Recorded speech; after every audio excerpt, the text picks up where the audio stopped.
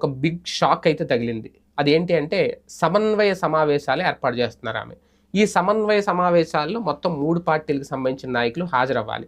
అయితే 3 పార్టీల నాయకులేంటి, భారతీయ జనతా పార్టీకి సంబంధించిన నాయకులందరూ కూడా హాజరు కావాలి. కానీ సీనియర్లు ఎవరు పెద్దగా రాలేదు. వచ్చిన ఏదో ఒకరిద్దరు ముగ్గురొచ్చి అటెండెన్స్ ఏయించుకొని హాజరయ్యామని చెప్పి మొఖం చూపించి వెళ్ళిపోయారంట.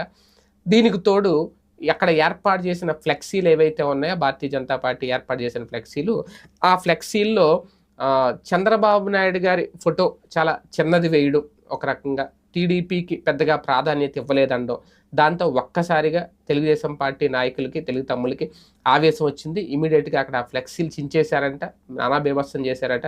జై చంద్రబాబు, జై చంద్రబాబు అంటూ నినాదాలు చేశారట. ఒక రకంగా ఇది చాలా ఊహించిన షాక్ అని చెప్పాలి పురంధేశ్వరికి. సమన్వయం ఏర్పాటు చేయడం కోసమే ఇటువంటి సమన్వయ సభలు పెడతా ఉంటే, అక్కడే సమన్వయం లేకపోవడం